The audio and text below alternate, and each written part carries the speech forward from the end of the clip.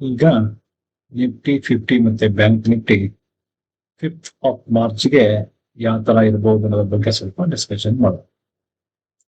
ಈಗ ಇದು Nifty 50 75 minutes time frame ಆಗಿದೆ. ಸೊ ಈಗ ನಾವು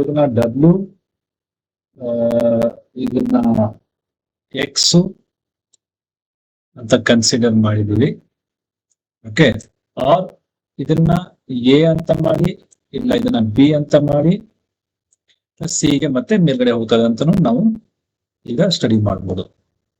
ಓಕೆ, ಒಂದ್ ವೇಳೆ ನೀವು ಇದನ್ನ ಡಬ್ಲ್ಯೂ ಅಂತ ಮಾಡಿ ಇದನ್ನ ಎಕ್ಸ್ ಅಂತ ಮಾಡಿದ್ರೆ ವಾಯ್ ನಿಮಗೆ ಇಲ್ಲಿಗೆ ಕಂಪ್ಲೀಟ್ ಆಯ್ತು ಅಂತ ತಿಳ್ಕೊಳ್ಳಿ ಈಗ ಟೈಮ್ ಬೇಗ. ಓಕೆ, ಆಮೇಲೆ ಈ ಎಕ್ಸ್ ಗೆ ಮತ್ತೆ ಮೇಲ್ಗಡೆ ಹೊರಟಿದೆ ಅಂತ ತಿಳ್ಕೊಳ್ಳಿ. ಆ ಸಿ ಗೆ ಒಂದು ಎ ಬಿ ಸಿ ಅಂತ ನೀವು ರೀಡ್ ಮಾಡ್ತಿದ್ರೆ ಸಿ ಗೆ ಮೇಲ್ಗಡೆ ಹೋಗುತ್ತೆ ಅಂತ ಕನ್ಸಿಡರ್ ಮಾಡಿ.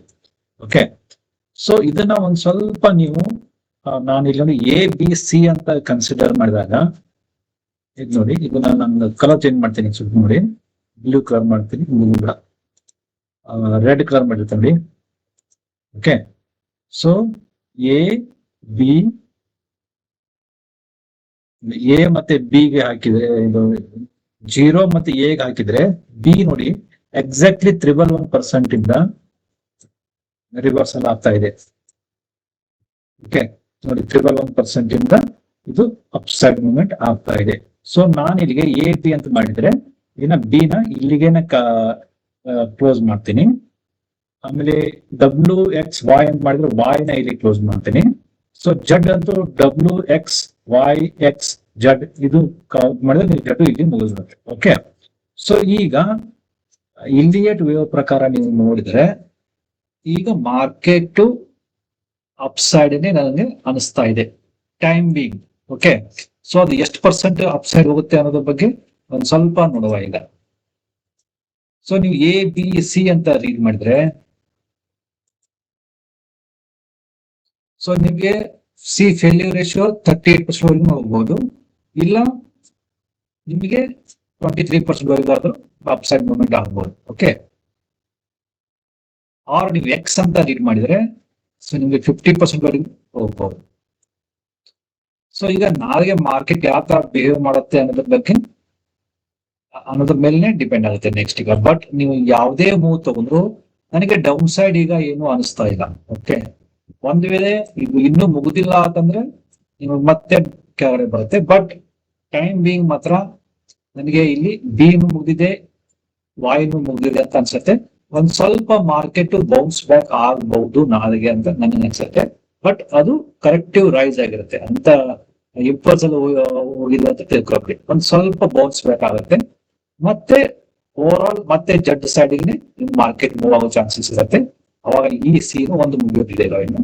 ಓಕೆ, ಸೊ ಅವಾಗ ನಿಮ್ಗೆ ಅಲ್ಲಿ ಈ ಇನ್ ಬಿಟ್ವೀನ್ ಎರಡು ರೇಷಿಯೋ ಇದೆ ಅಲ್ವಾ, ಇಲ್ಲಿ ಎಲ್ಲಾದ್ರೂ ಬಂದು ಮಾರ್ಕೆಟ್ ತನ್ನ 4 ವೇವ್ ಮುಗಿಸ್ಬೋದು. ಓಕೆ, ಟೈಮಿಂಗು ನಾಳೆಗೆ ಒಂದ್ ಸ್ವಲ್ಪ ಬೌನ್ಸ್ ಬ್ಯಾಕ್ ಆಗೋ ಚಾನ್ಸಸ್ ಇದೆ, ಇಲ್ಲ ಅಂತ ಅಲ್ಲ. ಓಕೆ, ಸೊ ಈಗ ಬ್ಯಾಂಕ್ ನಿಫ್ಟಿ ಬರುವ. ಬ್ಯಾಂಕ್ ನಿಫ್ಟಿ ನಾವು ಪ್ರೀವಿಯಸ್ ಕ್ಲಾಸ್ ಅಲ್ಲಿನೇ ವಿಡಿಯೋಸ್ ಅಲ್ಲಿನೇ ಡಿಸ್ಕಷನ್ ಮಾಡಿರೋ ಪ್ರಕಾರ ನಿಮಗೆ ವೇವ್ ಸಿ ಅಂತ ವೇವ್ ಇಲ್ಲಿಗೆ 61.8 ಕಂಪ್ಲೀಟ್ ಆಗುತ್ತೆ. ಸೊ 56,691 ವರೆಗೂ ಅಂತ ನನಗೆ ಇನ್ನೂ ಡೌನ್ ಸೈಡ್ನೇ ಮಾರ್ಕೆಟ್ ಅನಿಸ್ತಾ ಇದೆ. ಓಕೆ, ಸೊ ಇದನ್ನ ನೀವು ಡಬ್ಲ್ಯೂ ಇದನ್ನ ಎಕ್ಸ್ ಅಂತ ಕನ್ಸಿಡರ್ ಮಾಡಿದ್ರೆ, ಇದು ವಾಯ್ ಮತ್ತೆ ಇದನ್ನ ಎಕ್ಸ್ ಅಂತ ಕನ್ಸಿಡರ್ ಮಾಡಿದ್ರೆ, ಸೊ ಜಡ್ ಗೆ ಮತ್ತೆ ಮಾರ್ಕೆಟ್ ಡೌನ್ ಸೈಡ್ ಬರೋ ಚಾನ್ಸಸ್ ಇದೆ.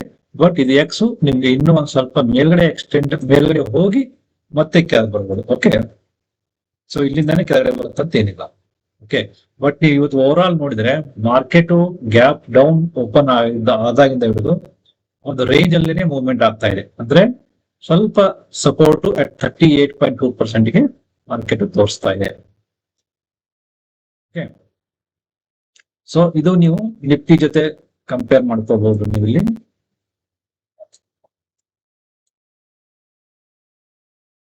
ಸೊ ವೇವ್ 3 ಇಲ್ಲಿಗೆ ಮುಗಿದಿದೆ ಅಂತ ನಾವು ಅವಾಗೆ ಗೆಸ್ ಮಾಡಿದೀವಿ. ಫರ್ದರ್ ಅಪ್ಸೈಡ್ ಗೆ ಚಾನ್ಸಸ್ ಕಡಿಮೆ ಇದೆ ಅಂತ ನಾವು ಡಿಸ್ಕಷನ್ ಮಾಡಿದೀವಿ. ಅದೇ ಪ್ರಕಾರ ಈಗ ಮಾರ್ಕೆಟ್ ಡೌನ್ ಸೈಡ್ ಬರ್ತಾ ಇದೆ. ಓಕೆ, 61.8% ವರೆಗೂ ಮಾರ್ಕೆಟ್ ಬ್ಯಾಂಕ್ ನಿಫ್ಟಿಯಲ್ಲಿ ಬರಬಹುದು. ಬಟ್ ಅಪ್ಸೈಡ್ ಒಂದು ಮೂವ್ ಪೆಂಡಿಂಗ್ ಇದೆ ಅಂತ ಅನಿಸ್ತಾ ಇದೆ. ಬಟ್ ಮಾರ್ಕೆಟ್ ಅಲ್ಲಿ ನ್ಯೂಸ್ ನೋಡಿದ್ರೆ ಆ ಅಪ್ಸೈಡ್ ಬರುತ್ತೋ ಇಲ್ಲೋ ಅನ್ನೋದನ್ನು ಕಾದ್ ನೋಡ್ಬೇಕಾಗಿದೆ. ಬಟ್ ಈ ಇಲಿಯಟ್ ವೇವ್ ಪ್ರಕಾರ ನೋಡ್ತಾ ಹೋದ್ರೆ ಒಂದು ಅಪ್ಸೈಡ್ ಮೂವ್ ಒಂದು 100 to 100 points 200 points upside move pending ಇದೆ ಅಂತ ನನಗೆ ಅನ್ಸುತ್ತೆ. ಅದಾದ್ಮೇಲೆ ಮತ್ತೆ 500 600 ಪಾಯಿಂಟ್ಸ್ ಮತ್ತೆ ಕೆಳಗಡೆ ಡ್ರ್ಯಾಗ್ ಮಾಡುತ್ತೆ. ಓಕೆ, ನಿಫ್ಟಿ ಬ್ಯಾಂಕ್ ನಿಫ್ಟಿ ಎರಡರಲ್ಲೂ ಸಹ. ಓಕೆ, ಈಗ ನಾವಿರೋದು ಗೋಲ್ಡ್ ಅಲ್ಲಿ ನಾವು ಅವಾಗಿಂದ ಒಂದೇ ರೀಡಿಂಗ್ ಮಾಡ್ತಾ ಇದ್ದೀವಿ. ಇದೇನು ಅಪ್ಸೈಡ್ ಮೂವ್ ಆಗ್ತಾ ಇದೆ ನಾವು ಬಿ ಅಂತ ನಾವು ಕನ್ಸಿಡರ್ ಮಾಡಿದ್ವಿ. ಬಟ್ ಬಿ ಮ್ಯಾಕ್ಸಿಮಮ್ ಹೋಗೋದು 1% ವರೆಗೂ ಅಂತ ನಾವು ಸಹ ಅದನ್ನು ಸಹ ಡಿಸ್ಕಷನ್ ಮಾಡಿದ್ವಿ. ನೀವು ಗೋಲ್ಡ್ ಅಲ್ಲಿ ಒಂದನ್ನ ನೀವು ಫಾಲೋ ಮಾಡಿ. ಯಾವಾಗ ಅದರದ್ದು ಡೈರೆಕ್ಷನ್ ಚೇಂಜ್ ಆಗುತ್ತೆ ಅಂತಂದ್ರೆ ಎನಿ 3 ರೇಷಿಯೋಸ್ ನ ಫಿಬೊನಾಸಿ ರೇಷಿಯೋಸ್ ನ ನೋಡಿ. ಓಕೆ, ಸೊ ಈಗ ಈ 3 ರೇಷಿಯೋಸ್ ಮಧ್ಯ ಮಾರ್ಕೆಟ್ ಮೂವ್ ಆಗ್ತಾ ಇದೆ. ಒಂದು ವೇಳೆ ಮಾರ್ಕೆಟ್ ಈಗ 81.2 61.82 ಮತ್ತೆ 50% ಈ 3 ರೇಂಜ್ ಮಧ್ಯೆ ಇದೆ. ಯಾವಾಗ ಥರ್ಡ್ ರೇಷಿಯೋ ಬ್ರೇಕ್ ಮಾಡುತ್ತೆ ಅಂದ್ರೆ ಈ 50% ರೇಷಿಯೋನ ಬ್ರೇಕ್ ಮಾಡಿ ಕೆಳಗಡೆ ಟ್ರೇಡ್ ಮಾಡಿ ಸ್ಟಾರ್ಟ್ ಮಾಡಿದ್ರೆ ಅದು ತನ್ನ ಡೈರೆಕ್ಷನ್ ಚೇಂಜ್ ಮಾಡುತ್ತೆ. ಅವಾಗ ಇದು ಡೌನ್ ಸೈಡ್ ಬರುತ್ತೆ. ಅದೇ ತರ ಎಕ್ಸಾಂಪಲ್ ನಿಮಗೆ ಹೇಳ್ಬೇಕು ಅಂತಂದ್ರೆ ಒಂದ್ ವೇಳೆ ಮಾರ್ಕೆಟ್ ಟಚ್ ಆಗಿ ಇಲ್ಲಿ ಹೋಯ್ತು ಅಂತ ಇದ್ದಾರೆ. ಓಕೆ, ಸೊ ಮತ್ತೆ ಇಲ್ಲಿ ಬಂದು ಸಹ ಮತ್ತೆ ಅಪ್ ಸೈಡ್ ಹೋಗ್ಬೋದು. ಒಂದ್ ವೇಳೆ ಹೋಗಂದ್ರೆ ಇದನ್ನೇನಾದ್ರೂ ಬ್ರೀಚ್ ಮಾಡಿ ಕೆಳಗಡೆ ಬಂದ್ರೆ, ಸೊ ನೋಡಿ 1 2 3 ಇದು 3ನೇ ರೇಷಿಯೋನಾ. ಈ 3ನೇ ರೇಷಿಯೋ ಏನಾದ್ರೆ ಇದ್ರ ಕೆಳಗಡೆ ಮತ್ತೆ ಟ್ರೇಡ್ ಮಾಡ್ಲಿಕ್ಕೆ ಸ್ಟಾರ್ಟ್ ಮಾಡಿದ್ರೆ ಅವಾಗ ನಿಮ್ಗೆ over all market size down side ಅಂತ ಆಗುತ್ತೆ. ಓಕೆ, ಸೊ ಇದನ್ನ ಒಂದು ನಿಂತಿ ಥರ್ಡ್ ರೇಷಿಯೋ ಯಾವಾಗ ಬೇಕಾಗತ್ತವ ಅವಾಗ ನಿಮಗೆ ಡೈರೆಕ್ಷನ್ ಚೇಂಜ್ ಆಗುತ್ತೆ.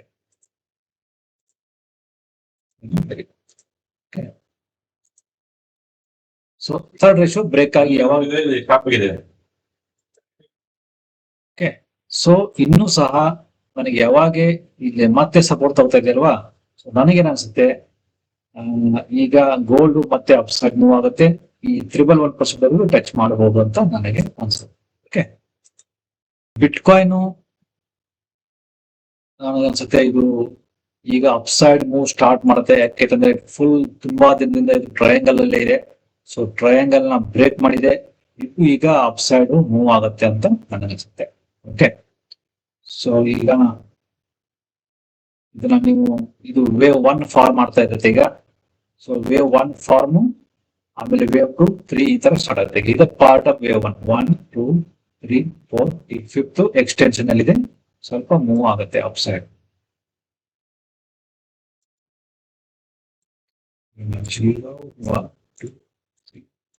5th ಎಕ್ಸ್ಟೆನ್ಷನ್ ಅಲ್ಲಿ ಇರುತ್ತೆ. ಓಕೆ, ಇದು ಯಾವ ಬೇಕಾದ ಟೈಮ್ ಎಕ್ಸ್ಟೆಂಡ್ ಮಾಡ್ಕೋಬಹುದು.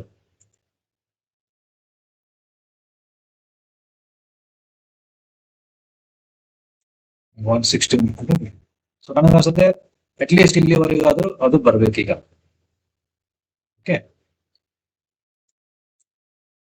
ಸೊ ಇದು ಗೋಲ್ಡ್, ಬಿಟ್ಕಾಯಿನ್, ನಿಫ್ಟಿ ಮತ್ತೆ ಬ್ಯಾಂಕ್ ನಿಫ್ಟಿ ಬಗ್ಗೆ ನನ್ನ ಅನಾಲಿಸಿಸ್ ಪ್ರಕಾರ ನಾನು ತಮಗೆ ಶೇರ್ ಮಾಡ್ತೀನಿ. ಸೊ ನಿಮ್ಗೆ ಈ ಅನಾಲಿಸಿಸ್ ಇಷ್ಟ ಆಗ್ತಿದ್ರೆ, ಇಲಿಯಟ್ ವೇವ್ ನಿಮ್ಗೆ ಕಲಿಬೇಕು ಅಂತಂದಿದ್ರೆ ವಿಡಿಯೋಸ್ನ ನೋಡ್ತಾ ಇರಿ. ಓಕೆ, ಮತ್ತೆ ಸಿಗುವ. Thank you.